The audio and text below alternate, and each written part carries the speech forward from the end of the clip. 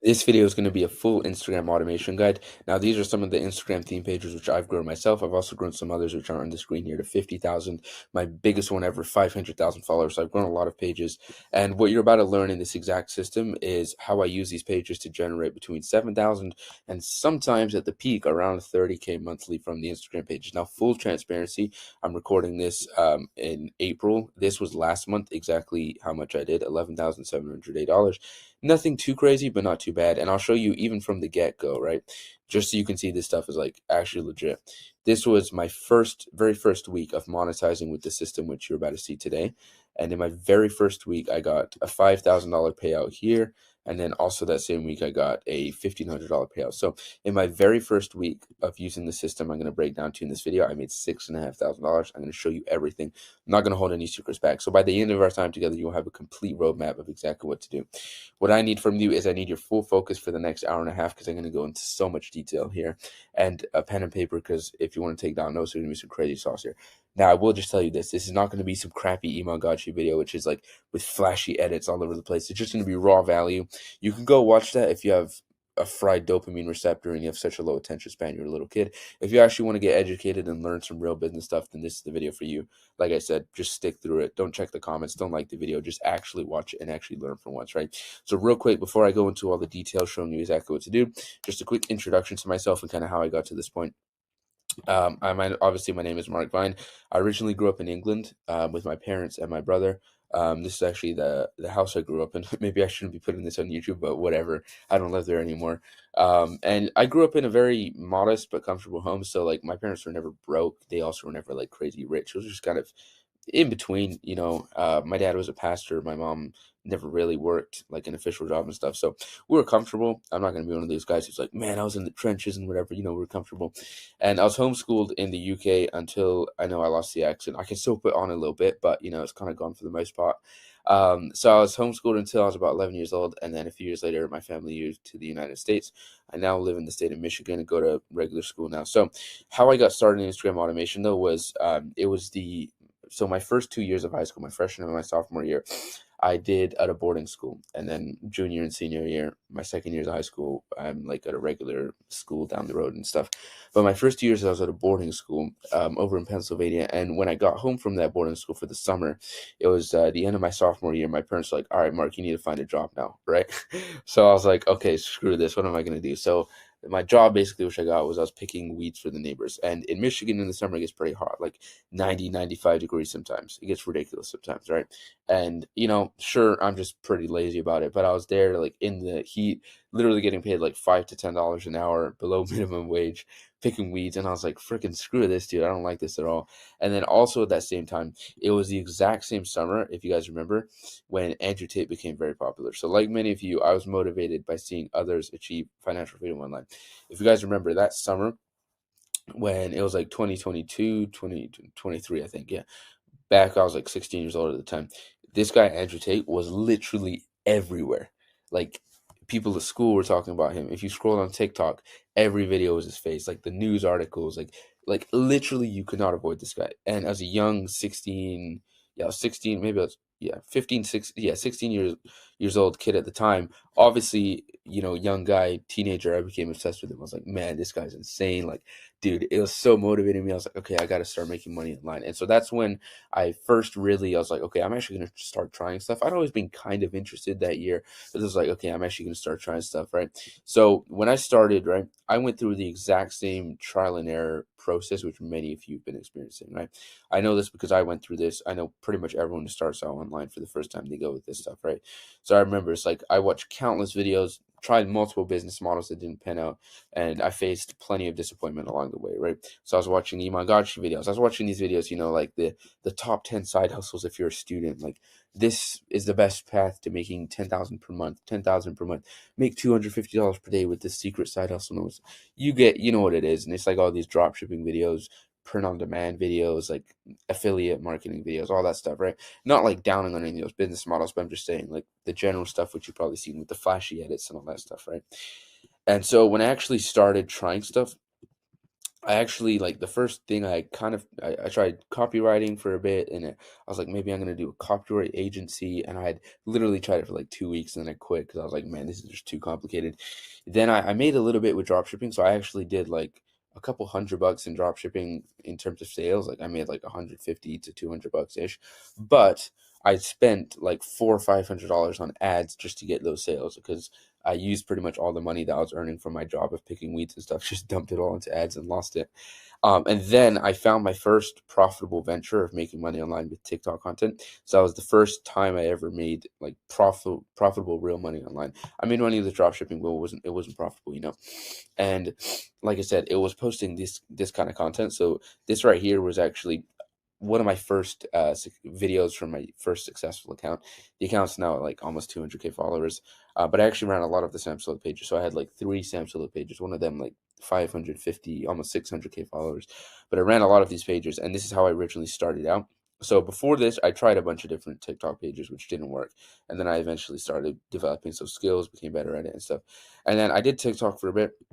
I made a very good amount with TikTok, and it is a decent business model. The reason I don't do it anymore is they just don't pay as much anymore, really, focusing on that. But eventually, I discovered Instagram, so just using Instagram for business and making money, and that's when like everything changed. So when I say it completely transformed my financial situation, don't get me wrong, I was making good money with TikTok. I was making like 15. One of the months I did like almost 20 grand on TikTok, and overall, I think with TikTok I did over six figures. So I made like 110 to $130,000 just with TikTok. So I was making a good amount.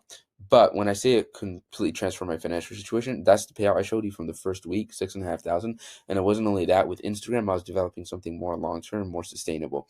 Whereas with TikTok, it's just like more of like a side hustle. I wasn't developing a real business, which I was with Instagram. And so I taking you through that before I get into the training to just show you I know exactly how it feels to try business model after business model without seeing results. I know exactly how it feels because I've done it before.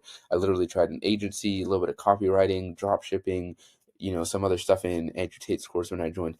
I know how it all feels, right? Without seeing results and watching others succeed while you get nowhere. And so I'm going to take you through everything you need to know here. And the strategies I'm about to share, they work whether you're just starting out or you already have a following that you haven't been able to monetize effectively. So this right here are both two people which I've helped out with their Instagram pages, 108K followers, 24 followers.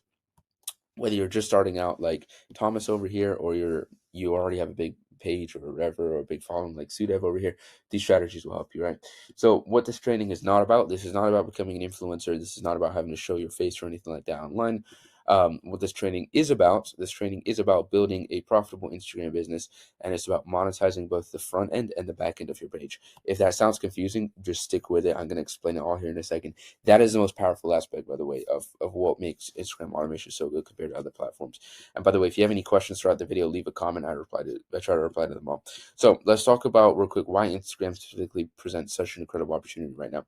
Obviously, you guys know, massive platform, over 2 billion monthly active users using it now. It's like literally one in every four people in the world has it. And if you're in a Western country like the US or Europe, literally everyone has it. An incredible 90% of these users follow at least one business account. Right. And when I say a business account, that's like a more professional account which they're following. There's actually a category for business account. What this shows us is there's a lot of business and commerce of sales or whatever it may be happening on the Instagram platform. You've probably seen it. There's tons of people trying to sell their courses on Instagram. There's people trying to drop ship products on Instagram. The point is there's a lot of business that's going on there. And the followers, 90% of them are following a business account and are interacting with something like that. And so it shows you there's this huge potential. Like I always say, if there's hundreds of billions of dollars being sold monthly or however weekly or whatever on the Instagram platform, you just need to insert yourself into that huge pie and just take out a small percentage of it. And you could be making easily like 10, 20 grand per month. And the average, I shouldn't say easy, that's a little bit, I don't know. You get the point. It'll take time to get there, but it's not hard to do. The average user spends 53 minutes daily scrolling through content, so there's a ton of monetization potential there. And yet, here's the really cool thing about Instagram. Despite these numbers, there's a massive untapped monetization potential that most creators completely overlook. And the reason for this is that they're focused on the wrong metrics and the wrong monetization methods. So you'll see this again, and I'll make this point. I'll go into this in more depth, right? But one of the biggest reasons why there's a lot of untapped monetization potential on Instagram is you could literally go and search on YouTube. Instagram automation tutorial, you won't see very many videos. You'll see like me, and then maybe like I can off the top of my head think of like maybe 3 or 4 other people who are consistently posting specifically about Instagram automation, and their videos don't even get that many views. Mine don't even either. Mine get like maybe a couple thousand views per video. On the other hand, if you go and search YouTube automation tutorial or TikTok automation tutorial, any of the other short form content platforms, by the way, like the video, I'd appreciate that. You'll see hundreds of videos with millions of views and thousands of people making videos about those platforms. Why? Because when you post on TikTok and YouTube, it's like simple. Just post and you get the views. You don't get paid very much, but it's like simpler, right? This is where on Instagram there's a lot of untapped potential because everyone is focusing on these other platforms. If you did Instagram now, it's there's so much more potential because there's not as many people who are trying to sell or as many pages in a certain niche, so there's less competition. The views will go to you because the Instagram algorithm will naturally push you if you're one of the few people in that niche. There's a lot of aspects like that which makes it a lot easier to succeed with this, which is actually one of the reasons I'm so focused on this. Now let me just take you through some beliefs which you might have around Instagram automation. The first ones you might think, oh, you need a huge following to make money. Couldn't be further from the truth. Now, obviously, there's a lot of pages out here with like 10, 20 million followers, and obviously, the more followers you have, the more money you will make. That goes without saying, right? We're not trying to grow an account to 10 followers and then stop. We're trying to grow an account as big as possible, but you don't need a huge following to make money.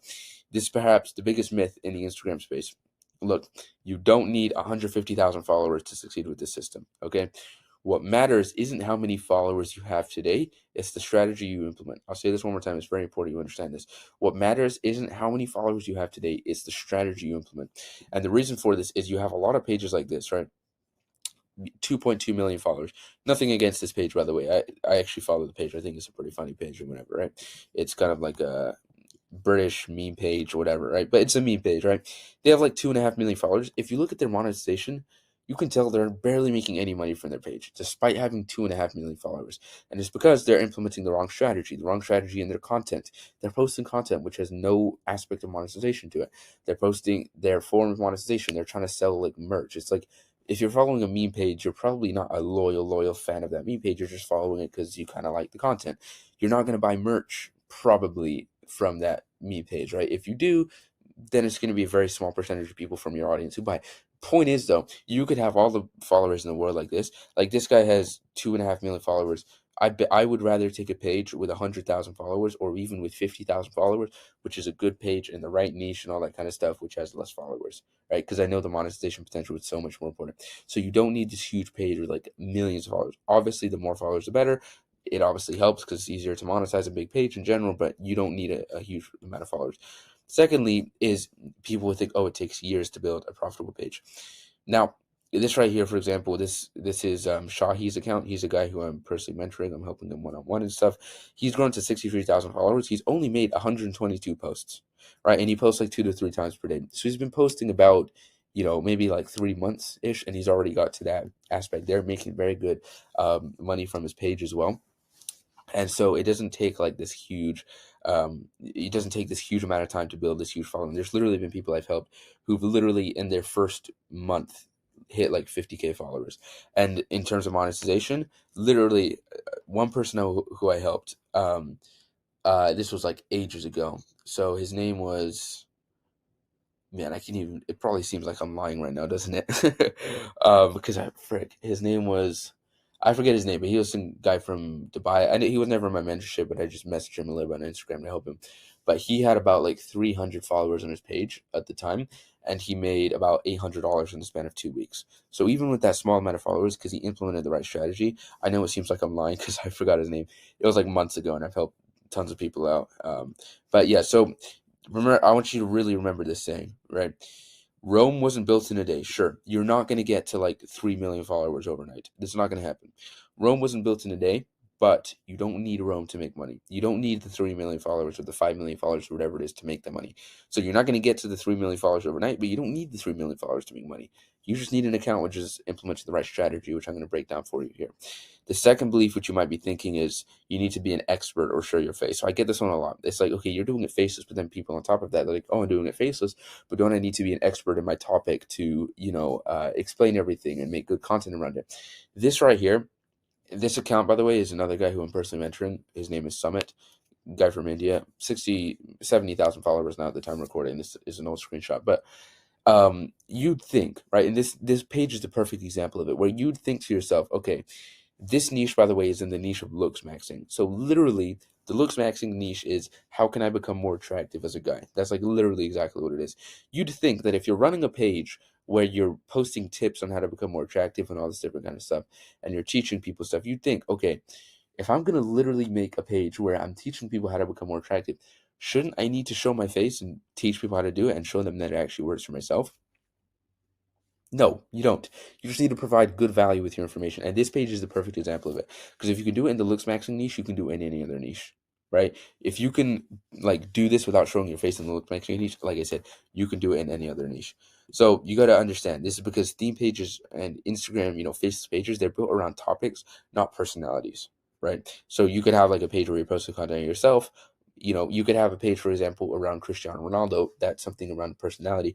On the other hand, with the faceless page, you're not about the personality of that specific person or whoever it is or a personal brand. It's around a certain topic. So instead of being around Cristiano Ronaldo, now it's about soccer in general, right? So the second one is Instagram doesn't pay creators, right? People are like Instagram doesn't pay creators, and that's true. Instagram doesn't pay creators. It's true that Instagram does not have a direct creator payment program like YouTube or TikTok. This leads many to believe that the platform isn't profitable, right? It leads a lot of people to think that the platform isn't profitable. And it's like, oh, so let me just go do this or do that instead. Instagram's not as good because of that. The truth is, this is actually where our advantage lies. And I'm going to show you this again. I've made over $100,000 with TikTok. I'm not saying that number to flex. I'm saying that to show you, like, I've had experience in this, right? I've done TikTok automation for over a year. I've dabbled in YouTube automation a little bit, seen some success with that as well. Not a lot, but I've made a lot of money with these other platforms. I'm doing Instagram though. I'm not doing TikTok. Maybe my opinion will change in the future if they update the platform and this different kind of stuff. But this is actually where the potential in lies, right? Because while everyone else, like I said, everyone else is going to do YouTube and TikTok, not many people are doing Instagram automation. So it leaves a lot of untapped potential there for you. Now, most page owners, they have followers, but no monetization strategy. And like I said, that's exactly where our advantage lies because people, you've seen it before. There's accounts literally there with sometimes millions of followers, most of the time with a couple 100,000 followers. They have no clue how to monetize their page. And so they're not even focused on it. They're not even really doing their page. And so other people see that they're like, oh, this guy can't monetize his page. I'm not going to do it. It's just because they're simply implementing the wrong strategy, right? So this is the correct strategy. And I don't want to, my videos, I'll say this right now, they're a documentary, they're not a sermon. So I'm not telling you what you have to do. I'm just telling you what's worked for me. If it works for you, great. If it doesn't, then no problem. By the way, subscribe to the channel. The front end is how you make money when someone first enters your ecosystem. So like I said, front end and back end monetization. And I'm going to break down practically how to actually do these two things. But you want to implement something on the front end where you monetize people. This is when people first find out about your thing, right? On the other hand, you have the back end. Now, the back end is how you make money from people who are already in your world, already following you, already in your Instagram ecosystem, regularly viewing your page and stuff like that, right? Now, let me make our camera a little bit smaller so you can read this. The magic happens when you implement both simultaneously. And this creates multiple income streams from the same audience. You can't really do this almost nearly as well with other platforms if you're doing it faceless, right? So this is where you're monetizing on the front end when people first find out about you, and then you're also monetizing the audience you already have. And so this is to kind of break that down practically for you. A great analogy to kind of understand this more practically is like, okay, let's say, for example, you sign up for a gym membership, right? When people find out about the gym, they go and sign up for the gym membership and they pay you, I don't know, $500 for the gym membership. That's the front end monetization. When people first find out about your gym or your service or whatever, they first find out about your gym, they sign up for the monetization. That's the front end. You just made money off of them on the front end. On the other hand, you have monetization on the back end. And so that's when, okay, you have 300 people in your gym. Well, maybe you start selling supplements to them, or maybe you start selling merch, or maybe you have personal trainers which you sell them. Back end monetization. So this is like, you want a way that you'll make money just when people find out about your page and start following you and stuff like that, and find out about your Instagram ecosystem. And then you also want a way of monetization on the back end of when they've been following you for a while and all those followers who are already following you, right? So let me just give you like the 30,000 foot view of the Instagram funnel of what I mean when I say front end and back end monetization. Now, the 30,000 foot view, that's like a bird's eye view, the overview of it, right?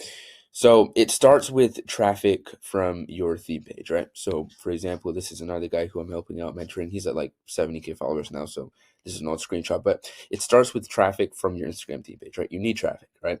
Where do you drive this traffic to?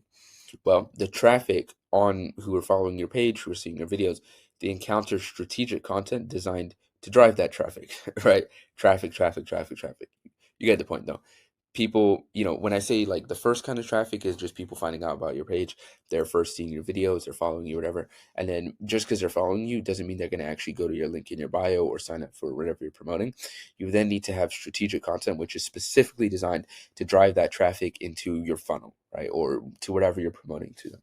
Right. So this could be something like, for example, what we're doing with him is we're implementing a comment strategy where it's like comment AI, and I'll send you the full guide I put together to help you start creating videos like mine, step by step, no guesswork. This traffic is then driven to your front end monetization.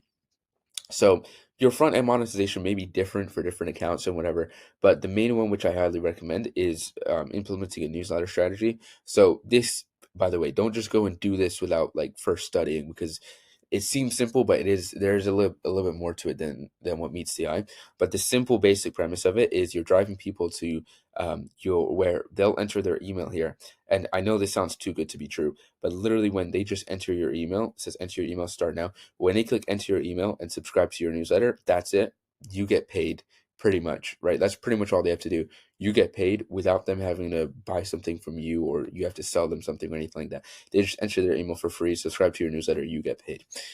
Then that's your front end monetization. When people are first finding out about you, this is very good because it's low friction. You don't, you're not going to sell something to someone if they just found out about your account, right? You then implement that other stuff in the back end monetization. So that's why I said, finally, back end monetization happens through multiple revenue streams. So this right here is me and my team. So this is someone I'm working with. I'm not mentoring him, but he's a coach inside of my personal mentorship. And he's literally done like over $20,000 in the past month. In the month before that is like even more than that, literally just from this one digital product. And he doesn't even have like a huge page, but he's made a very, very good amount from this, right? So this is where you have backend monetization. Now this is on the backend specifically, because like I said, if someone signs up at your gym, it's a lot easier to sell supplements to someone who's already been at your gym a couple months than some random person on the street. If you just go out in the middle of the street and you're like, buy my supplements, no one's gonna buy that, right? Instead, get them into your gym first, get them into your ecosystem. That's the front end. You monetize there, and then the stuff which is a lot harder to sell, or oftentimes a lot harder to monetize with, that's where you monetize on the back end, because then you have all that time before where you can nurture people, you can put them through sequences and all this different kind of stuff to then monetize them well, right? So you got to understand though, real quick, traffic is the lifeblood of your system, right? Traffic is incredibly important, because you could have the best system in the entire world, but if you have 0 followers, 10 views on your videos, you're not going to make any money. Obviously, there's the flip side of that, where it's like you could have the biggest page where you're getting hundreds of thousands of views, but if you have a bad system, you're not going to make any money. But you do understand, in both circumstances, you need traffic, right? So everything starts with eyeballs under content. This means traffic from your Instagram page, right? If you're getting views, you're going to be able to drive traffic from those views, especially if you implement the strategy I'm about to break down for you. So some posts, you got to understand, some posts are just regular posts, right? So some posts are just like, you're just posting content in that niche, just to kind of entertain people or educate them or whatever it is. You're just making the post just to make the post, to grow your page, to get views. There's no real like specific purpose behind that post in terms of driving traffic somewhere or anything like that. Sometimes you're just making posts just to make posts. On the other hand, some posts you design with a strategic call to action. So this is like from one of my posts: follow the account, comment this word, like this video, right? You have like strategic action behind it. Now, when it comes to this, right, with the two styles of content, you want to find an somewhat even balance between them. So it doesn't have to be a 50-50 balance between it. You don't have to like do exactly one post like this, then one post like this, then one post. It doesn't have to be like that, but you want to find a good balance. You don't want to lean too much in one direction. And I'll explain why here in a second. But essentially, you lean too much in one direction, that's going to have its negative consequences. You do in the other direction, that's also going to have its negative consequences. So you got to understand, you want to balance. It doesn't have to be 50-50. It could be like 60-40, 70-30, either way, but you get the point. Now, when it comes to this strategic content to actually drive traffic from your page, one of the most powerful techniques that I've developed is what I call the common trigger strategy. So you've probably seen it a lot on Instagram, where people are just like, click the link in my bio, right? They're like promoting something in their videos, and then at the end they're like, hey, and if you want to get my guide, or you want to sign up to this, or whatever it is, they're like, click the link in my bio. This is a huge mistake. Sometimes it can work decently on pages, Don't get me wrong, I've even done it on some of my pages, but I feel like it's a huge mistake which a lot of pages make, where instead of what you could do is you could use this comment trigger strategy, which is much better. So you'll see in pretty much all my pages which I run, or all the different like comments or posts which I make, I always say comment this word instead of just going straight to this, right? So if you don't understand how this works, there's a tool called ManyChat, which is basically, it's a bot, right? Which you connect it to your Instagram account, and what it allows you to do is you to set up automation. So you could set up an automation. Okay, when someone comments this word on my page or my post, then they automatically get sent a DM, and ManyChat will automatically send them that DM. And there's a lot more you can do with that compared to just a link in the bio. So what this does is this captures people into your ecosystem. That's the first thing it does. If you tell someone to click the link in your bio, they could go click the link in your bio. They may sign up to, let's say you're trying to sell them on a product, right? They may go and buy the product now, but most likely they won't buy the product then. But point is, whether or not they buy the product then, you only have one chance to sell them the product. That's when they click the link in your bio. On the other hand, with ManyChat, you're capturing these people into your ecosystem. So you can put them through a whole automation where you're like, they comment, you drive them to the page with that automation, and then maybe an hour later, you send them a reminding DM like, hey man, did you check it out? What did you think of it? And you can set that up in the automation. You also have their contact info. Like you can literally get a contacts list on ManyChat, and then at any time you want, pretty much, you can go and DM those people. So you're capturing people into your ecosystem. There's so much more you can do with it. And this also, the other thing is that Instagram, when people click the link in your bio, just think about it logically from Instagram's perspective. Instagram wants to keep people on the Instagram platform for as long as possible. When they see that people are going from your video to clicking the link in your bio, people are leaving the Instagram platform from your video. So naturally, what is the algorithm going to do? Going to push your video less, because they're seeing, okay, once people watch this video, they're leaving the platform, which is exactly what they don't want, right?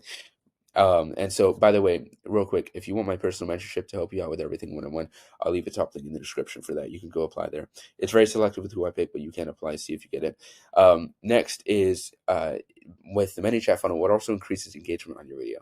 So just think about it logically. If you tell people, comment this word, you can literally get tens of thousands of people sometimes commenting on your video. What do you think tens of thousands or even thousands or even just hundreds of comments on your videos are going to do? Obviously, it's going to boost it into the algorithm because it's increasing that engagement, right? And not only that, you can get like bonus engagement points on it, right? So you can say like in your bio or in your video, comment this word and save this video. And naturally, you'll just get a lot of people saving, a lot of people commenting. So it's a huge engagement hack to just get a ton more engagement on your videos. And a really underrated aspect is it increases watch time on your video. A lot of people don't understand how. You're like, how would that increase watch time on your video? Now, this is a very niche specific tip, but think about it like this. If people are watching a 10-second video, or let's say a 20-second video, if yours, a 20-second video, at the end of that video, they get to the point where it's like, at the end of the video, you make the call to action, you're like, comment this keyword. What happens is all those people who go and comment that keyword, they open up the comment section. What happens while they're commenting on the video is just looping and replaying again and again and again in the background.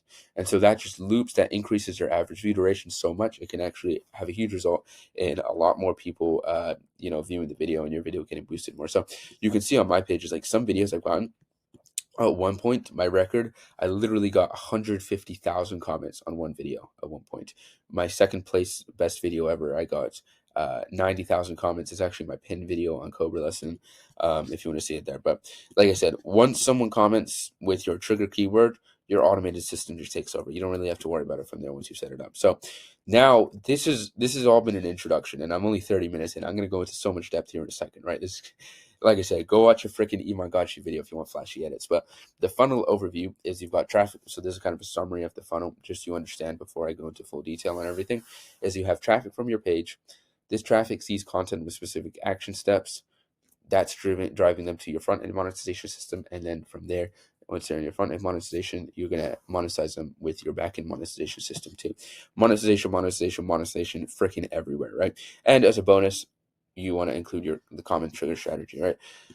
So now that you understand the funnel, or at least have a general idea of it, let's talk about how you can actually implement the system for yourself. And it's a 6-phase walkthrough. I'm going to take you through here, showing you exactly how to do everything. So like I said, I'm going to walk you through in detail, showing you exactly what to do and in what order. Phase 1 of this 6-phase step is selecting your profitable niche. So when you're starting on Instagram, you could have a niche where you're posting about cars. You could have niche where you're posting about gym, fitness, whatever, right? You could have a niche where you're posting about soccer. You have a niche where you're posting about money, making money online. You could literally post about anything. Now, that does not mean that you should do everything, right? Because some niches are very good, some niches are very bad. And your niche is incredibly important. Everything begins with choosing the right niche. Because, like I said, you don't want to get to the point where you spent all that effort and all that time and energy and stuff to build a huge page with millions of followers or hundreds of thousands or even just tens of thousands of followers. You don't want to put all that energy and time into it to get to the point where you have a million followers and you're like, oh crap, I have all these followers now. Like, can I even monetize these? I'm not even in a good niche. You want to make sure from the get go you're choosing a good niche so that that does not happen to you. And like I said, it's incredibly important. It's like when you're building a house. When you're building a house, what do you put the most time and energy and focus into?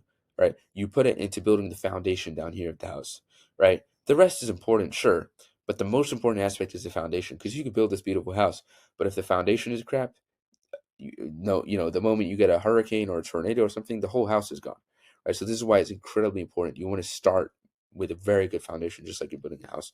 And like I said, this is perhaps the most critical decision you'll make, because it determines the audience you'll attract and the monetization opportunities available to you, right? So when it comes to determining the audience you'll attract, let's say, for example, you start a page about baseball.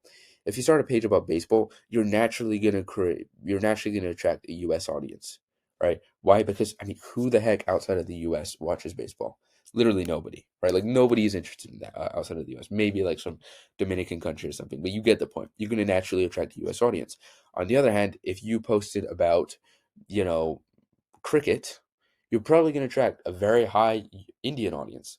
Why? Because there's literally like over 1 billion Indians out there, and a lot of them like cricket. Like, that's the main sport where it's played. So just naturally, you can attract the audience you want. And then also the monetization opportunities available to you. So if you're doing a niche about this or a niche about this, there's going to be different forms of monetization which will be available to you or will not be available to you. And so it's very important that you pick that there. So the key is finding a niche with 3 essential qualities. The first quality is that it must have viral potential. So you want to, with Instagram here, right? It's not like YouTube where you're growing like a micro personal brand. Like my YouTube channel, for example, I'm fully transparent with this. Like, I make money by selling stuff, coaching and stuff like that to people on my YouTube channel. My YouTube channel has like not even that many subs at the time of recording this, but I'm making a lot of money from this. Why? Because it's high quality viewers. On the other hand, with Instagram, you don't really have that aspect. So with Instagram, you want to grow a page potentially and hopefully as big as possible. You want to get as many views as possible. You want to go viral. Think about it like this. If you're running a page around Cristiano Ronaldo versus running a page around this random golf guy, by the way, no disrespect to him, but which page do you think will just naturally get more followers, get more views? Like, you could have the best content, you could script it perfectly and everything, but if the page is around this guy, it's like there's almost like a limit on your page where there's only so much certain amount of people who are going to be interested in this. Like, you could show me the best content in the world around makeup, right? Like makeup tutorials. It could be perfectly edited, perfectly scripted, perfectly hooked. If you show it to me, like, I don't care how good the video is, I'm not going to watch it because I'm not, simply not interested in that, right? And so you want to think, like, is there enough people out there where my page or posting this kind of content has the potential to then go viral, right? Because if you're posting the same exact style of content, same exact quality, same exact effort on a Ronaldo page versus a page about this guy, the Ronaldo one's naturally going to do better because he literally has hundreds of millions, literally billions of fans. So you're tapping into a niche which has a ton of potential. Let's say you're doing a niche around making money online. That can apply to almost everybody. Almost everybody wants to learn how to make money online, and so there's a huge potential for virality with your post, right? Because it applies to so many people. On the other hand, if you were to do like very, very specific, if you were to do a page about how to make money as an investment firm doing over $1 million a year, probably not going to have as much viral potential there, right? The second quality of the niche is that you must be able to promote something. So just do this exercise if you're thinking of a niche. Just think, like, could I say potentially in this niche, click the link in my bio for this, or comment X to get my blank, right? Because if you're running a meme page, like, what are you going to say? What are you going to promote in the link in your bio? Are you going to say, click the link in my bio for more memes? It's like there's nothing you could promote there, right? So you want to think through your niche. Just think through it in general, right? And this really comes down to having like an educational aspect. So if you were to do like a soccer page, for example, it's like, okay, I could say click the link in my bio to learn how to become a better soccer player. It may not be the best form of monetization or the best call to action or whatever I'm promoting to people, but it's at least something. You want to just think, is there something that I could promote here to people compared to a page like a meme page where you could have millions of followers, but there's nothing you can even promote. There's nothing your audience would even be interested in learning from you or something that you'd have to give them. If you have a money about learning how to make money online with whatever business model, dropshipping, for example, a ton of people will want to make money on dropshipping. If you say, hey, you can make $10,000 per day, or, all the random claims that people make online with dropshipping, comment X to get my free guide, a ton of people will want to take that. On the other hand, with a meme page, if you're like, click the link in my bio to get more memes, like nobody's going to do that. Nobody's interested in that. Now, this is a very important point, which I've never even mentioned before, but this is incredibly important and arguably the most important, is you want to consider audience pain points. So is there a huge pain point within this niche or within the audience of who would be watching my page if I were to do this niche? And this is because when you have a huge audience pain point, people are willing to spend money.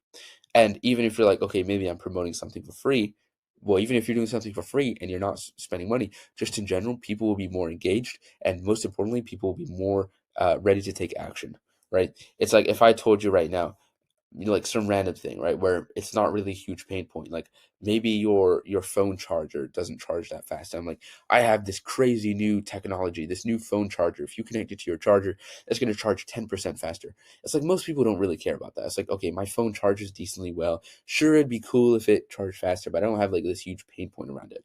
On the other hand, if you're going up to someone like, hey, I saw you just got surgery on your leg. You probably need this pill to help you alleviate the pain or something. There's a huge pain point around that. So you could charge way more for that. People will be more likely to take the action for that, right? And so very similar to the example I just gave, if you were to do a page around this is a perfect page with a huge audience pain point around like a niche like this, right? Of back pain tips. Why? Well, just think about it logically for 1 second, right? Think about it logically for just 1 second. People have back pain, right? For my US viewers, maybe you're in a different country where healthcare is free, but for my US viewers who just get screwed over every time you got to go to the hospital, like literally, I won't even tell you the story, but I had like this tiny operation done on my toe, like kind of broke my toe ish, and they literally charged like over 1,000 for it. Like it was like a 30-minute thing. They just wrapped a bandage around it. Not even joking.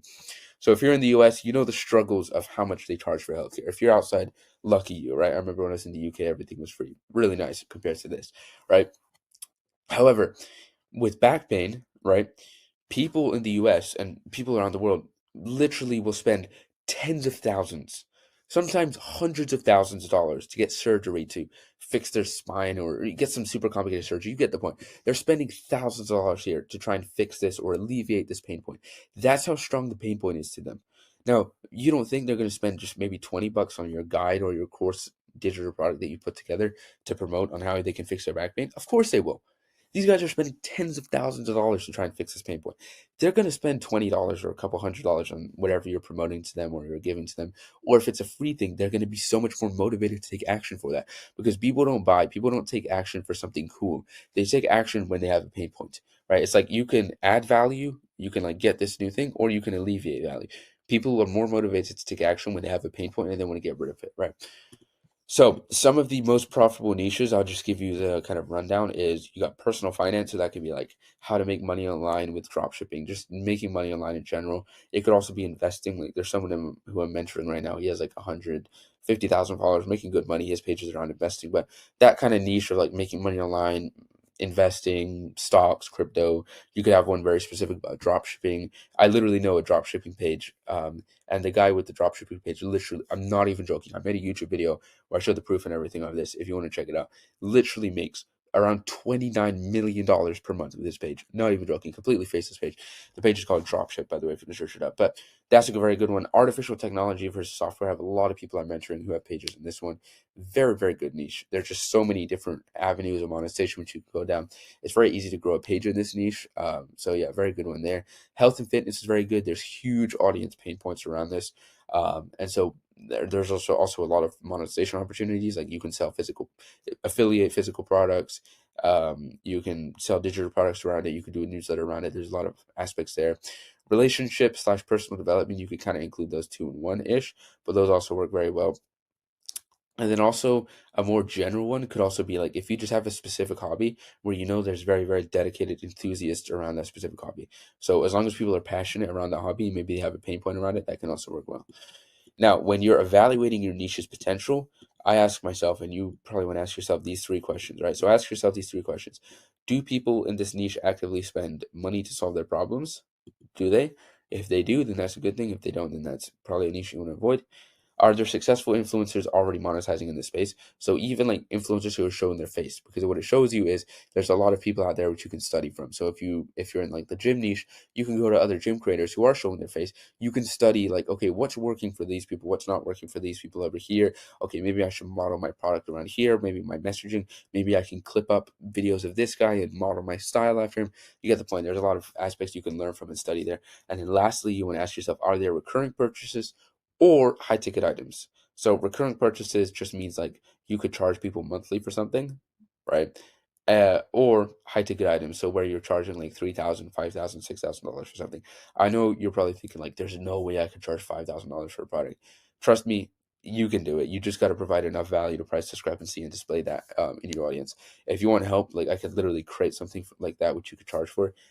Click the top link in the bio. We can do a call, see if you're a good fit for me to help you out. But you definitely want to include either one or the other of those in some way or another in your backend monetization system. Because if you're not, you're missing out on a lot of monetization potential there, right? Now, you want to just think about it like this, right? High engagement with minimal monetization is the sweet spot because this indicates demand without saturation. So there's obviously, you guys know supply and demand. Everyone learned this in their economics class. When there's a lot of demand without a lot of supply, there's a lot of potential for you to just slide your product or slide your page or your niche right in there and be successful with it. So this one here, like I said, this guy I'm personally mentoring, his name's Summit. This page, we chose this niche, the looks maxing niche, because we saw that there's a ton of people, like literally every guy. If you told some guy out there, like, hey, would you like to just suddenly become incredibly attractive, like the most attractive guy in the world? Who's going to say no to that? Everyone's going to say yes, obviously. So there's high engagement, like a ton of people are interested in becoming more attractive. But we saw that in this specific niche of looks maxing, there are some other pages, but most of them aren't monetizing with their own digital product or anything like that. Most of them are just kind of like meme pages around it.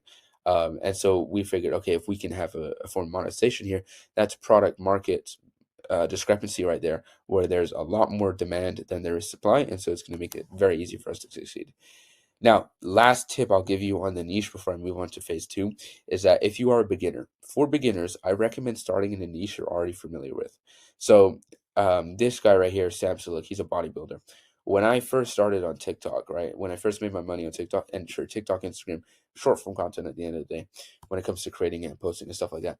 When I started on TikTok, I was doing like all these different pages in these different niches. Like I did a page about fishing. I did not know crap about fishing, right?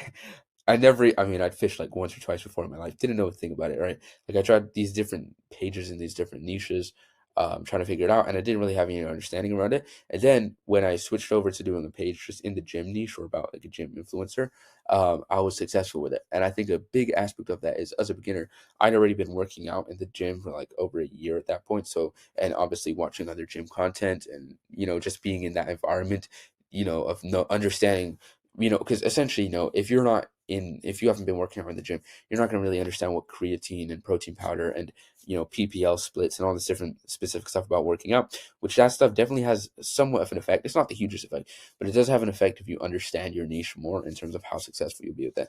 Now, this is like if you're a beginner. If you already have experience in growing pages and stuff, like I could go and do a page about makeup, right? And I could learn and understand it, and I could probably be successful with it. But if you're a beginner and you're first getting into it, it's going to be easier as like an entry way to get into it. Find a niche you already have maybe some experience in or some understanding and stuff like that, right? So, by the way, we're not even halfway through. We're at phase one out of phase six. Really appreciate if you drop a like on this video and subscribe. Like I said, I'm just trying to provide as much value here to you as possible. So, phase one is the niche, and the summary of the niche is you have the three qualities of the niche. It must have viral potential. You must be able to promote something from the niche, and there must be an audience pain point from the niche. If you have those three checked off and you think you do, then evaluate your niche's potential. And if you're a beginner, pick a niche which you're already familiar with. Once you've got your niche, phase two comes down to creating your content strategy. So this is something which you've probably heard me say a million times if you've watched my videos before. Once you've selected your niche, it's time to develop your content strategy. Now, A lot of people have the misconception, just in online business in general, but specifically around content creation. They have the misconception that, like, okay, I'm going to create content. A lot of people think creating content, YouTube, is like all the same thing. And so on YouTube, when you're creating content, like this video right now, what you're watching, I took literally hours out of my day, like literally hours, to script out this entire video, tens of hours actually. Like I did like 7 hours putting this all together for you guys.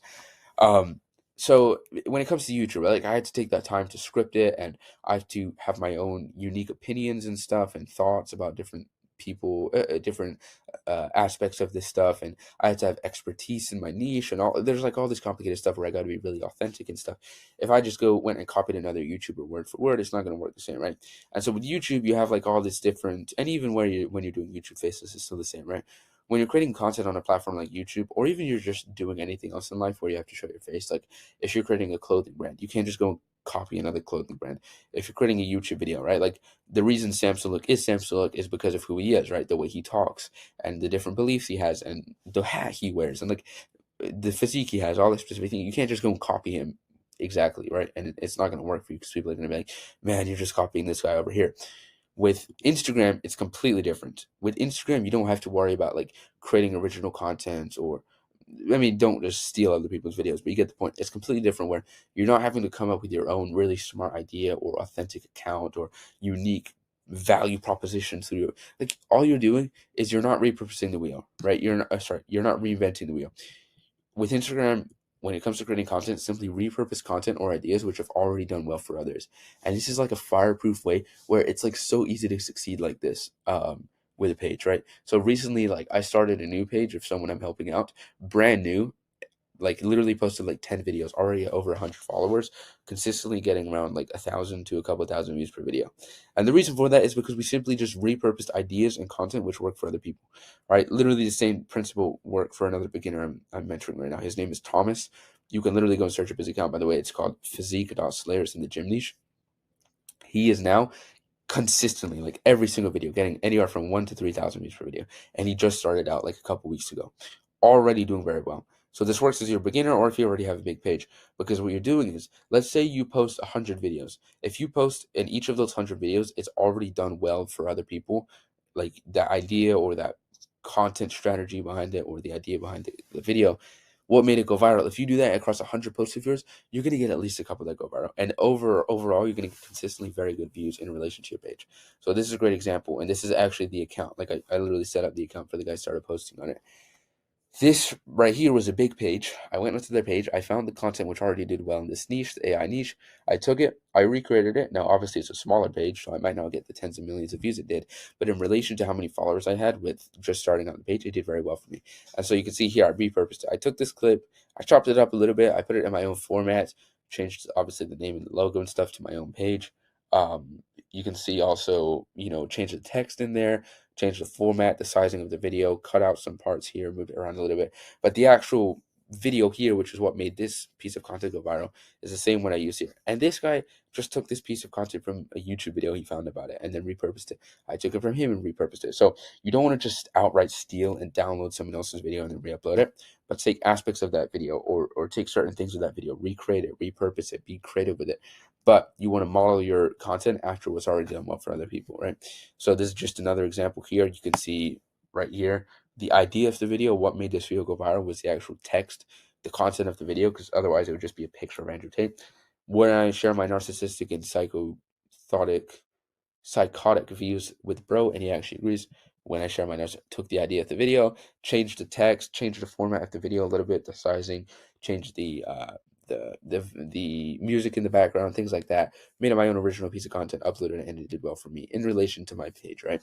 So when you do that time and time again, when every single piece of content that you post is proven to already have worked before, the chances of you succeeding with your page are so high. So how can you implement this specific strategy now? Well, what you want to do is you want to go to other accounts in your similar niche. So for example, if I'm in the Andrew Tate niche, I'll go to a bunch of other Andrew Tate accounts. Then what I'll do is on those accounts, I'll look for their average views. So if you have a page with 0 followers and your average views are getting like 10 views, and then you get out of nowhere 70,000 views on one of your videos, it's like, okay, this piece of content went viral for you. On the other hand, if a page with 1 million followers gets 70,000 views, that content, probably it didn't perform very well for them. It didn't go viral, right? So it's all about relation, right? It's relative. So what you want to do is you want to look like, what are their average views? What are they usually getting on their videos? So for example, this page here, his average views, he's usually getting like 50 to 60, 70,000 views. But boom, he has this one piece of content which got 1 million views. So this content outperformed all the other ones. You want to find these outliers and these outperformers which did well in views compared to the other ones. And so those are the ones that you want to take the ideas from to then go ahead and repurpose, right? And so what you want to do with those is, by the way, take those pieces of content and basically just save them. So the Instagram feature, obviously, just save videos. If you, for example, just saved 10 pieces of content on each page, find 5 pages, at the end of that, you have 50 pieces of content you can repurpose. Love the thumbs up, by the way. You should drop a thumbs up on the video. I don't want to ask you for that time and time again, but that was a perfect moment to do that. So if you save this, at the end of that, you're gonna have literally 50 videos, which you can then go and repurpose content from, and repurpose ideas and different things like that, right? Now you got to understand this principle, and I kind of already touched on this a little bit, but some content builds audience against views, other content drives traffic. I'll say it again. Some content builds audience against views, other content just drives traffic, right? So you got to understand the difference. There's a difference between these two. And like I said, you want to have a pretty evenish split between these two. Doesn't have to be 50-50. You could post 60%, 40%, 70%, 30%. I would say anything more than that is probably bad. But the point of this is the balance is critical, because if you lean too far in either direction, your results will suffer. Like I said, you can post content which is promoting something you have, and then you can just post regular content. If you only ever post content which is promoting something, this is a mistake I made. You're going to end up with an audience which will unfollow you very easily, not a very loyal audience. You're not going to nurture any of those people who are following you, and you're probably not going to get as many views or grow your page as much. So you'll end up with a smaller page. People will unfollow you a lot, not going to build a loyal audience, right? On the other hand, if you lean all the way in the other direction, where you're only posting content just to get views and grow your page, you might end up with a lot of views and a lot of followers, but you're not going to monetize it. You're not going to make any money from it. So what happens is when you have a mix of those, like an even split, the magical thing is that your page will grow at the same time as monetization. So a lot of people are like, oh, on TikTok, for example, you have to hit 10K followers before you can get monetized. On Instagram, there's literally people who I've helped have literally made their first post on their first day turn on the monetization system. The guy's name was Mika. Mika, his last name was Doors. Helped him out, this was a month ago, a couple months ago, but he made $70 on his first day. Okay, $70 isn't that much, but the point is he monetized on his first day.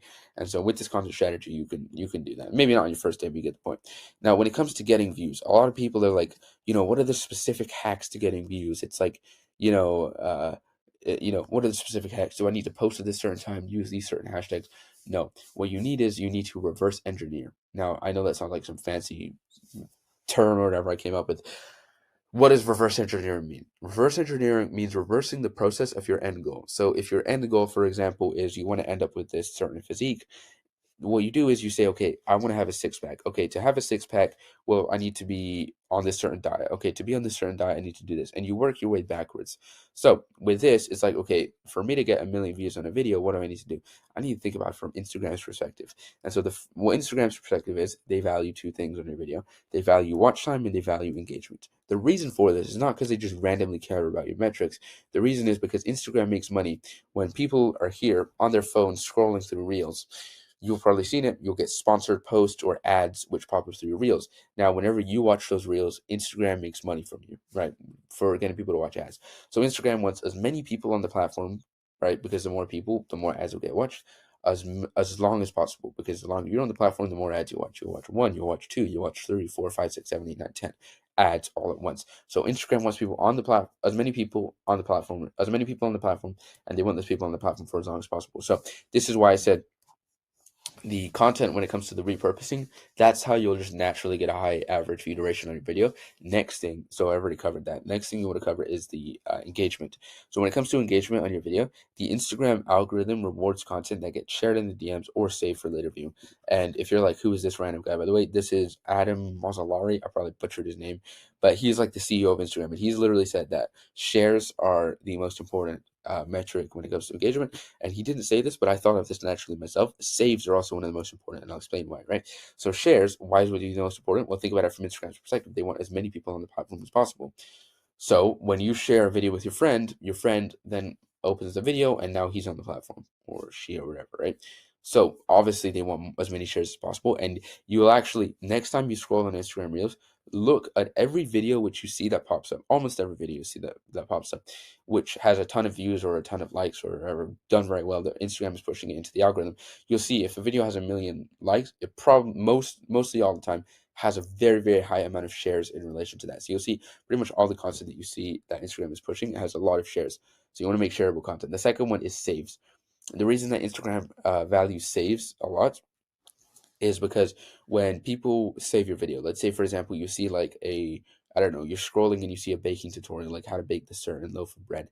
You save the video as a tutorial, you're saving it so that you can come back to the video later that night when you actually want to bake the piece of bread.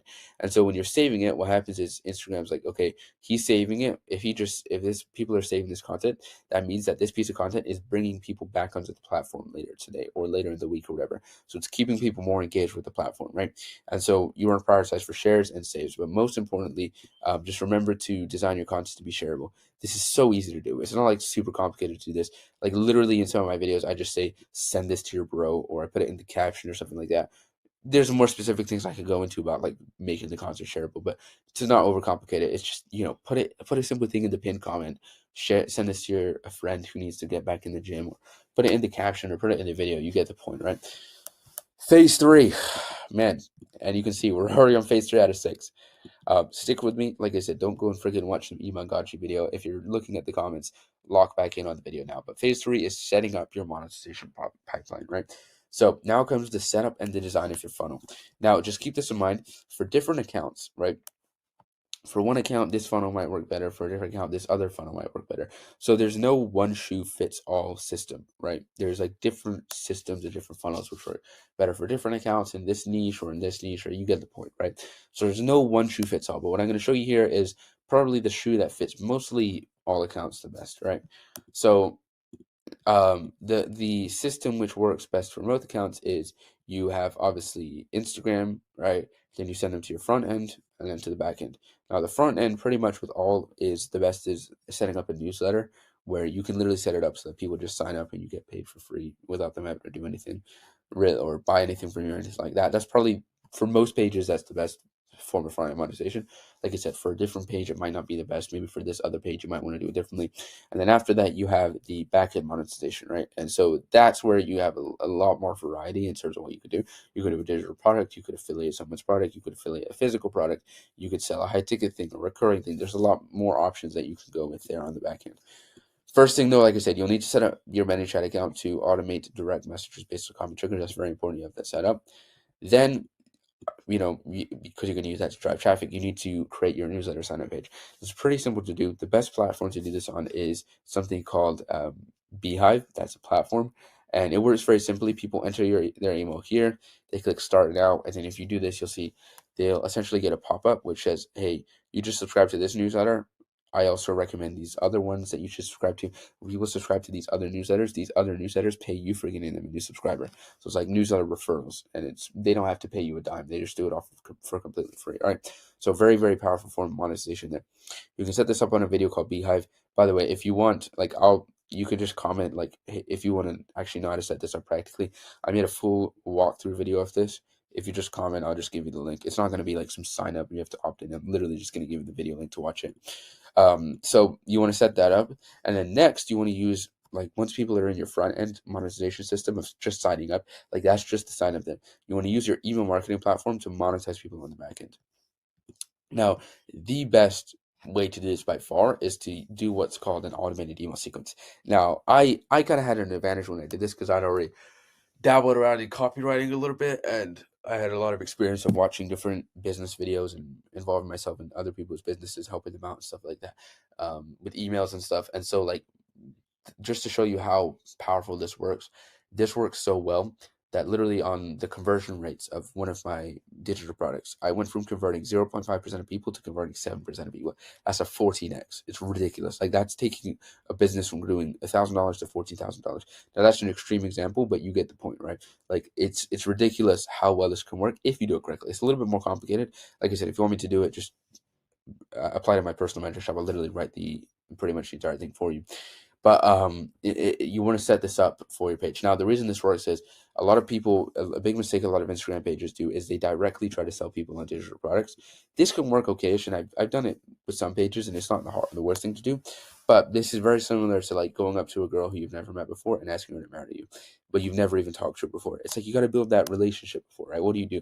Instead of going ask her to marry you the first time, you go up to her, you get her number, you say, you text her the day later, like, hey, me and the guys are going out tonight. You want to come hang out, bring some friends along. You set up some dates. You get the point. You build that relationship and nurture over time before you ask her to marry you. This is kind of what you're doing here. You're giving people something for free. You're still making money when they sign up to your newsletter, but then you're monetizing them through this basically very detailed sequence, which eventually leads into you selling them into something, whether it's a digital product, affiliate, whatever it may be. You set up one of these.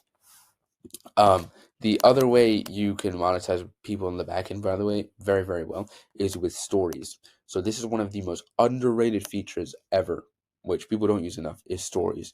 So you got to understand, when you're posting content, like just posting a video on Instagram or a reel or something, you get 1 million views, or you get 100,000 views, or whatever, how many views you get.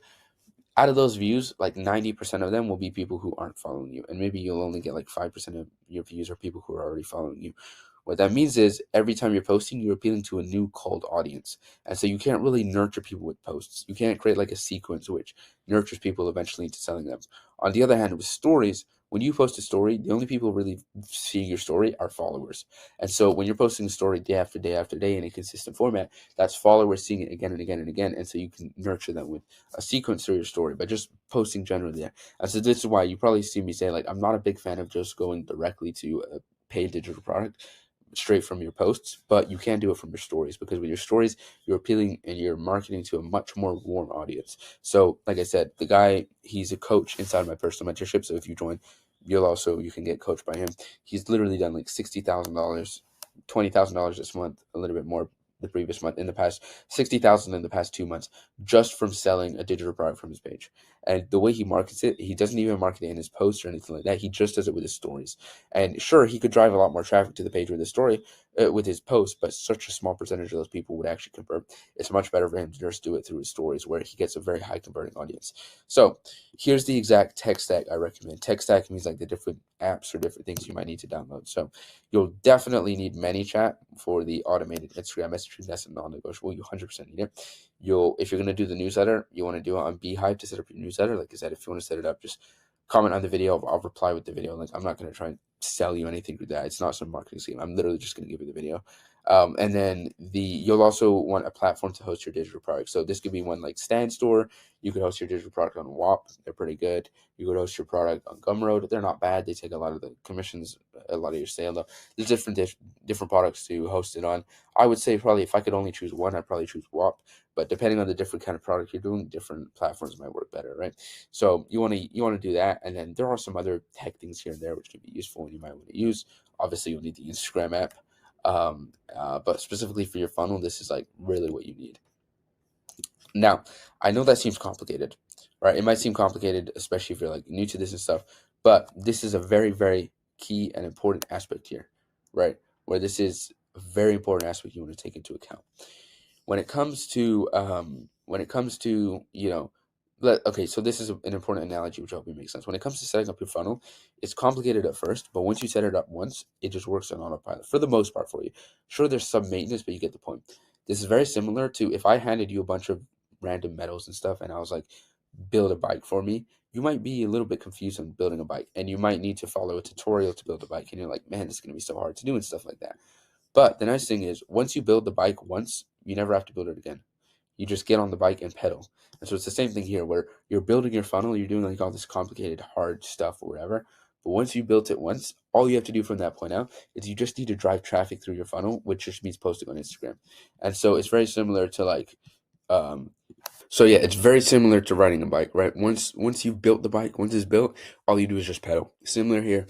Once your funnel's in place, it's literally just a matter of just posting content and driving people into your funnel. So phase 4 is creating content that drives action. So this isn't the same as just general niche content. Like I said, you have content which is just there to help out people, entertain them, get views, grow your page and stuff. Then you also have content which it's strategically crafted to trigger specific actions. So call to actions, which are then going to drive people into your funnel. So this means that in your content, you should have CTAs. CTA stands for call to action. So like, click the link in my bio, go do this, like this video. That's a call to action. So if I say right now, subscribe to my channel, that's a call to action. That's what it is. So the CTAs in your content should, and I'm going to explain to you how to create a CTA right now. And I'm going to give you the example of if I was creating a call to action around this niche, right? So first of all, right, the looks maxing niche, so how men can become more attractive. First of all, in your call to action, you want to identify a problem your audience has, right? So a big one in the looks maxing is people are like, oh, is my face symmetrical? If you ask me, it's pretty stupid if you ask me, but whatever. That's a big problem which a lot of people in that niche worry about. So you identify a problem they have. So it could be like, oh, your face is symmetrical. Then you agitate that problem by showing its consequences. So you say, hey, well, if you're asymmetrical, you're going to be ugly. If you're ugly, you're not going to be able to get girls. If you can't get girls, you're going to be lonely, etc. Agitate that problem by showing its consequences. Because you could point out a lot of things wrong with people, but if it doesn't have an effect on their life, they're not going to care, right? Obviously. Then you want to hint at a solution. You're like, okay, all that bad stuff, but there is a solution to this if you're interested. Just hint at it, right? Then that's where you direct them to take a specific action, like commenting a keyword to access the solution. Commenting a keyword like comment X to get my free guide, or clicking the link in my bio or something, right? So this is like what it would look like all put together. It would be something like, the number one reason you're not attractive is that your face is asymmetrical. Identifying the problem. This is making you unconfident and unattractive to girls. Showing them the consequences of that problem, right? If they don't fix it. If you want to make your face more symmetrical, I made a full guide on how. Hinting at a solution. Just comment X to get it, and then now you're driving them to take a specific action in order to get that, right? So all put together, it sounds something like this. You could put this in your video, you could put it in the pinned comment, in the caption, whatever it is, right? The number one reason you're not attractive is that your face is asymmetrical. This is making you unconfident and unattractive to girls. If you want to make your face more symmetrical, I made a full guide on how. Just comment X to get it. That's what it would sound like. Now, phase 5. That's pretty simple. Just a call to action there. Email marketing fundamentals, right? So when it comes to email marketing, right, because you've got them on your front end monetization, they sign up to your newsletter. Now, how do you monetize them onto the back end right there, right? This isn't about just bombarding them with offers. It's about building a relationship that makes those offers welcome. That's what you got to understand here, right? So think about it like a bucket of water. When it comes to just content or anything in general, you can build goodwill with your audience. And every time you ask them to do something, so like if I ask you right now, please go buy my course, link in bio. It's like, man, this guy's trying to sell me something. This guy's trying to promote me something. And I'm losing a little bit of goodwill with my audience. But then on the other hand, when I drop a full in-depth video guide, which really breaks everything down like this, which most people charge for in a course, and I just give here for free, that builds goodwill. You're like, man, this guy's awesome. This guy's great. And so when you're giving people value, you're filling up that bucket of goodwill. And then every time that you're promoting or selling people something, or trying to get them to take an action, you're taking a little bit of that goodwill away from that bucket, and then you got to fill it up again, and then you got to take away. Now, if you're just constantly promoting, constantly selling, constantly asking people to do something, you're never going to have that substantial goodwill to actually get them to take it, because you can't take water from the bucket if the bucket's already empty, right? So you got to fill it up with goodwill before you do that. And so your email strategy should follow at least a minimum of this rhythm, where it's value, value, value, offer, right? Overwhelm your email list with value, and then you could present the offer there. So if you do it like this, where you're doing at least 3 emails in a row with value before you even think of presenting one as an offer, providing value 3 times before making an offer will keep your email rate at 75% value and 25% promoting, which is a pretty good, 25% promoting. Now, a lot of people are like, oh, but that limits, how much I can promote. Now I can't promote as much. Well, what you can do is you can increase the frequency, because it's not about how many times you promote. If you promote 10 times versus 50 times, that's not what the difference is. The difference is the percentage of how much your overall thing is that you're promoting. Because you could have a huge bucket of water, and if you put, I don't know, if you put like a tiny bit of dirt in it, like if you put a tiny bit of dirt in the ocean, it's not going to make the ocean dirty, because there's so much more water. It's overwhelmed with water, just like you're overwhelmed with value. On the other hand, you could take that little piece of dirt, put it in a glass of water. That glass of water is going to be black, fully dirty, right? So maybe not the best analogy, but you get the point, right? It's all about the percentage. It's not about just how much you're promoting. So if you're like, man, I want to promote more, then it's like, okay, well, also start sending more emails. As long as you keep that percentage the same, then you're good. Right. So when it comes to the frequency of the emails, you can do 1 per day. You can also, I've seen some do only 1 per month at the most. But the most important thing is that you can find a rhythm which you're consistent with, because it'll nurture your list to open your emails more of a time. So this is an example of someone who I personally mentored before. He made like literally $800 in his first week. It was like 700 to 800 with his newsletter. And like I said, the kind of emails, when I say like just value, it doesn't have to be like a tutorial or some guide that you give every time, because actually you'll just overwhelm people with too much, or they won't even consume it. It could just be like a little tip or a little trick or an interesting story or just anything general like that, where you're not necessarily promoting anything. Then here you have the email flow. All right. So like I said, I went into full detail on this. If you want a video on it, just comment and I'll give you the link for that there. But this is very powerful if you do this correctly. But an email flow obviously just takes them through an entire journey, which eventually leads up to a sale, promoting them to sell them on something, right? Now, a very important thing, which a lot of people overlook, is that you got to keep in mind your emails can only convert if it gets opened. All right, so you could write the best email in the world, but if nobody on your list actually opens the email from their inbox, clicks on it, and reads it, you're not going to get anywhere. So you want to prioritize for open rate. You want to have a good open rate on your emails. And so when it comes to your emails, the number one most important thing for your open rates is the headline of your email. So you guys know when you're looking in your inbox, they'll give you like a title for the email, or kind of like a headline. So that's what you want to optimize there, because that will decide whether or not people want to click on your email and read it. Just like, for example, if people click on your YouTube video and watch it or not, right? It's about the title and the thumbnail. Obviously, you don't have thumbnails and emails, so it just comes down to the title. Now, these are the different formats of titles which can work well. And you want to take one of these formats and model after them. So you have the curiosity grab. So this could be something like, you could say, for example, the unusual Instagram trick that's working right now.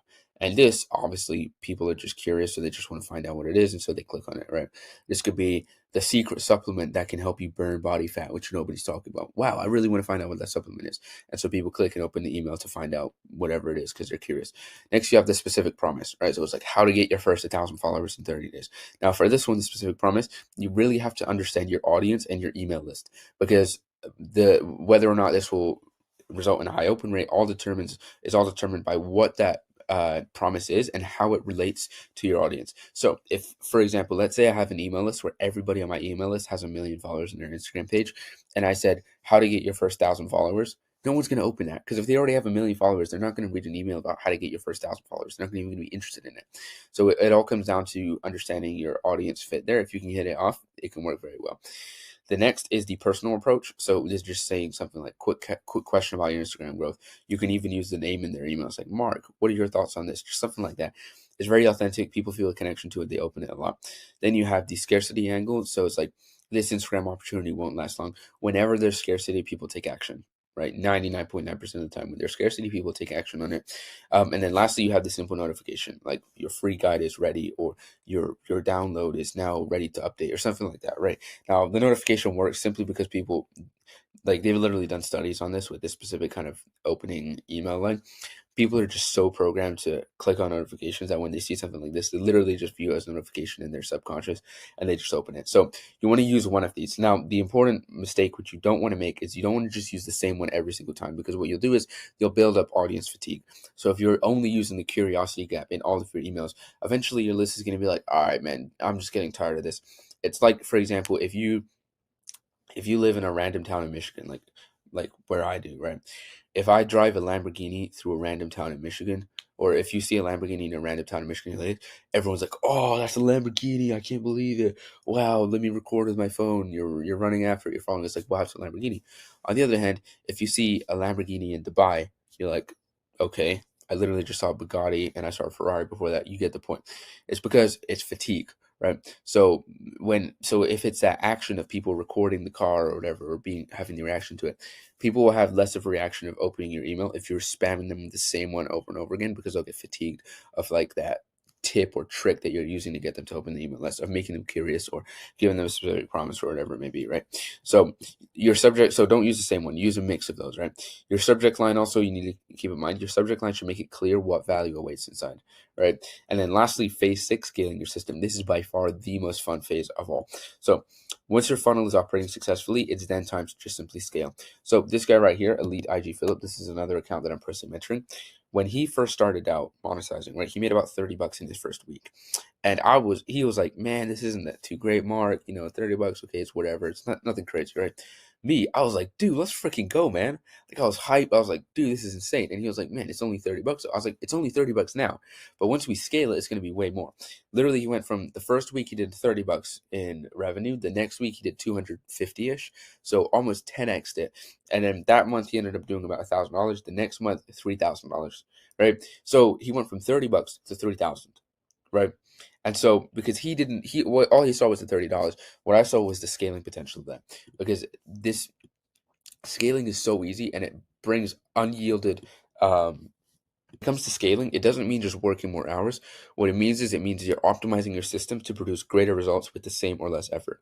So the week where he did $30 and the week where he did $250, it's not like he worked 10 times the amount of time or the amount of effort or whatever. Like literally all he did was he just fixed the system and stuff like that, right? So when it comes to scaling, you want to ask yourself, is what I'm doing working? Okay, is it working? Yes. Then you move on to phase two. How can I do what's already working but better? So how can I improve the conversion rates on my about page and all this different kind of stuff? Then you ask yourself, how can I just do more volume of that, right? How can you get more views on my posts? How can you get more followers? How can you get more people into my funnel and stuff, right? So this is an example. You could ask yourself, is selling my product through my emails working? Yes, it is. Okay, I'm going to increase my open rate percentage and my click-through rate percentage. That'll make the system better. And then you say, okay, now instead of sending 2 emails per week, I'm going to do 4, right? So that's how you scale.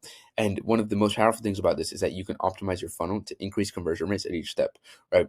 So you could, for example, this right here was a great example of me scaling where right here, I was at 2,847 with a 1.53% conversion rate. Took my conversion rate from 1.53 to 4.4% and 2.9x that. So from $2,800 to $8,000 with literally like no extra amount of work. Like all I did was just make some edits on my about page and my conversion rates went up, right? Not very hard to do. And so, yeah, once you're at that point where you can scale, it's so much easier to succeed. Now, here's a brief summary of the 6 phases. Like I said, phase 1, select your niche. Phase 2, create your content strategy. Phase 3, monetization pipeline. Phase 4, create content that drives action. Phase 5, email marketing. And phase 6, scaling. Like I said, once you get to scaling, the rest is just so easy. Now, I want to just leave you with this one principle before, which is very important to keep in mind. This might seem like all confusing at once, right? And it's like, man, there's all this different stuff I need to do. Don't get caught up in trying to do all this different stuff at once. Because when you're driving a car at night, you have your lights on, you can only see about 10 or 15 feet in front of you. What would happen though if you're driving your car at night and you start worrying about what's 200 feet or what's 300, 400 feet in front of you? You'd crash the car, right? Because you'd start driving unevenly, you might make the wrong turn, you'd eventually crash the car. When you're driving at night, you only focus on what's ahead of you. If you go and try to if you're starting as a beginner, if you go and try to create your page and also your content strategy and also your newsletter, all this different kind of stuff at once, you're not going to get anywhere. You need to just take it one step at a time. Okay, let me choose my niche. Okay, once this is done, I've chosen a good niche. Let me do this next step by step by step. Take it step by step. Don't overwhelm yourself with too much stuff, right? Now, if you're like, well, what do I actually do every day, which is going to get me there? I created this. This might help you if you're confused on what to do. It's the rule of 30. Every day, 30 minutes for content creation, 30 minutes of monetization tasks, 30 minutes of learning, right? And this will give you around 1.5 to 2 hours of daily minimum commitment to your page and just to this business model in general. If you follow that over a long enough time frame, you will eventually be successful with it, right? So you now have the roadmap to build a profitable Instagram monetization system. Some of you will take this information and implement on your own, and that's perfectly fine. Awesome to you. Congrats on that, right? But I know that some of you want to move faster. You want to basically just succeed on your first time without having to wait a long time. You want to hit 50K followers in your first month or whatever it is, right? If you're nodding your head right now, that sounds like you. You want to just get there as fast as possible without having to worry about whether you're doing it correctly, without having to learn all this extra stuff. And by the way, what I uncovered in this video, even though it's an hour, is just the surface, right? There's so much more. Like I could literally sit here talking for another 7 or 8 hours about this stuff, right? But then obviously there'd be like 2 people watching to the end. So if you're nodding your head right now, I have a special opportunity for a select few of you. If you want one-on-one help from me and other coaches, so I have a personal mentorship program. It's one-on-one help from me and other coaches, so you get personalized one-on-one help from me and all that I've achieved. There's also another coach in there who literally has done $60,000 in the past 2 months with his page, and he has millions of followers on his pages. There's another coach who's done 20,000 followers in 1 month with his newsletter. So very great results. If you want help from me and those other guys personally getting on one-on-one calls with us, full courses showing you exactly what to do, like actual one-on-one calls, where you can just pretty much just fast track your success. If you're interested, then book a call and we'll see if you're a good fit for it. So if you're interested in that, there'll be a top link in the description. You can go there, book a call, if I think you're a good fit, then we can move ahead with that. But yeah, if you're interested, go book a call below. And these calls will be taken by me personally, I guarantee it. But at the end of our call, you'll have absolute clarity on exactly what you need to do to be successful with this. And if we think you're a good fit, maybe we'll take you on to the mentorship. That's a maybe. I can't make any promises, but we'll see. Other than that, drop a like on the video, subscribe, freaking spam the algorithm so I can get any more views. Please, I need the views, please. I'm joking. But yeah, just click the top link in the bio and then go book a call with me. See you later. Hope you found this video valuable.